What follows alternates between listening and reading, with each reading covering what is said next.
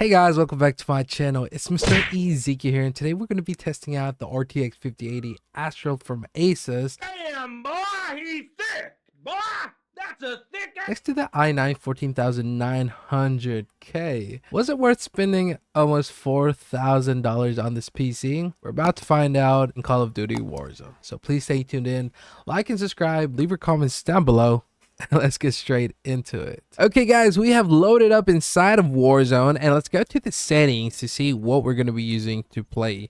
Okay, in the display tab, we're going to be using full screen borderless. It is recommended to use exclusive, so you have faster engagement with your screen, but I'm going to be using this because I have a dual monitor setup, so I need to be able to move between those. With that said, we're going to be using the NVIDIA GeForce RTX 5080. At the bottom it tells you it has 15.51 gigabytes of VRAM to be exact, even though the box tells us it has 16 gigabytes of VRAM. Next up is VSync. We're going to be turning that off because that just limits our FPS to either 60 or whatever you cap it at, so we're going to be turning that off, and anything else here really isn't too important. Now let's go to quality, and in quality guys, we're going to be using minimum because a lot of people just want to see how much FPS these two guys are able to give us inside a competitive game. And as you guys know, Warzone is a game now that a lot of people are switching over to 1080p but with high refresh rate monitors, so they want to push as much as FPS as they can get. A minimum of 240 FPS, and some are even going to 360 FPS and above, which is crazy, but they say once you go to it you can't go back. Next up is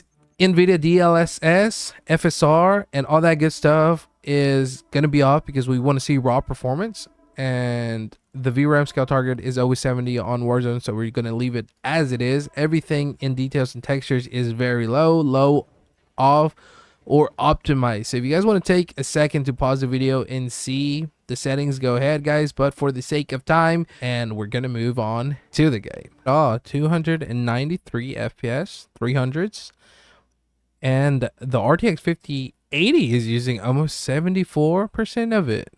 72, averaging 70s, I would say. You guys know that thing is so heavy for some reason. Whoa. Okay. Come on, kill me, I'm here. GG's. I hear someone, that's why I'm quiet. Nope.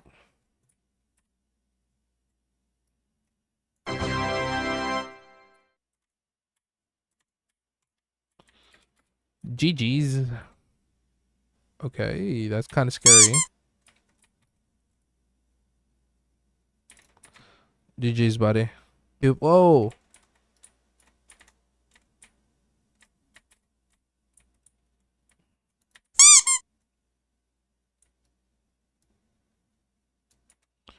GG's. Don't be too surprised. Where is this guy at?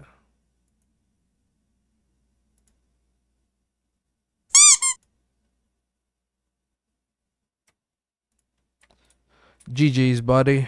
Almost, bro. Hey guys, so after 5 eliminations, I think it is fair to talk about the RTX 5080 Astral, and that is that we're looking at 260 FPS real time. That is after being in the game a little bit, and we're looking at an average of 233 FPS. Guys, if you're coming from the RTX 4080 Super or any 4000 series card, maybe if you're coming from the 4060, maybe you're going to be surprised with the performance, but overall guys, it has been said that the 5000 series is not really something too crazy in raw performance. With that said, if you want to burn your money, it is your money, and you guys are welcome to do whatever you guys want with it. But if you're coming from a 4000 series, you guys will not be too surprised with the raw performance.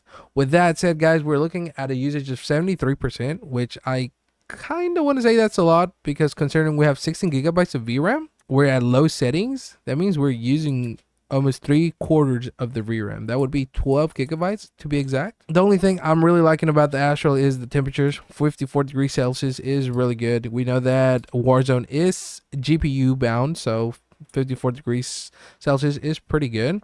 I don't want to thank the fourth fan because Hardware Unboxed did a lot of testing on it and came to a conclusion that the Ford fan really isn't nothing more than a fancy fan on the top. Time to talk about the i9 14900K, guys. Even though it does have 24 cores and 32 threads, guys don't expect a really major uplift compared to the 7800 X3D or the 9800 X3D or any X3D chip, because we know that Ryzen is getting their advantage with the V-cache they're implementing. Like we said, this is a 24 core 32 thread chip, but we must remember that out of those 24 cores, 16 are efficiency. So unless you're doing something important in the background like streaming, rendering, or exporting homework, but you want to game while at it, I really would say that this chip is really an overkill. Guys, it is a little bit hot considering that I have a 360mm AIO.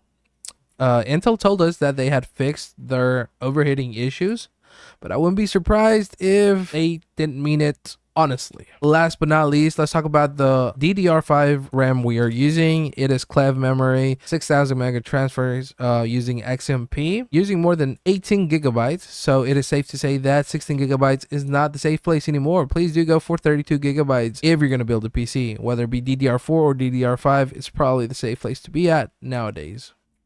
Whoa.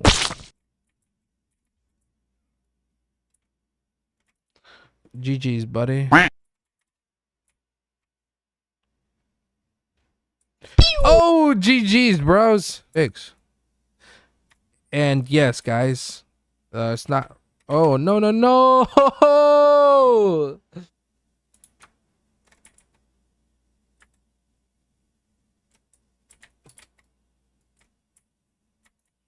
GG's, man. Is that.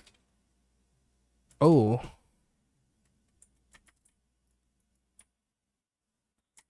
Oh, I think that was the guy that eliminated me a while ago. Oh, yes. No. Come on, let's go. Let's go. Oh my goodness, chat. We got those. We hit those. I cannot answer the questions today, bro.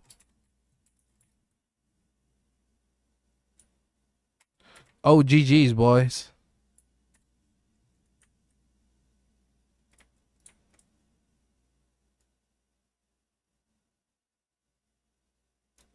Oh my goodness, GG's, bro. Okay, guys, one last question I do want to answer is the i9 14900K an overkill? And I would really don't want you guys to like buy based on my opinion, but I do feel like it is. That is because out of the 24 cores we're getting, only 8 of them are still performance cores, which basically are telling us that games are not going to be using all those cores anytime in the near future. So if you plan on gaming and streaming, 8 to 12 cores is probably the safe place to be at.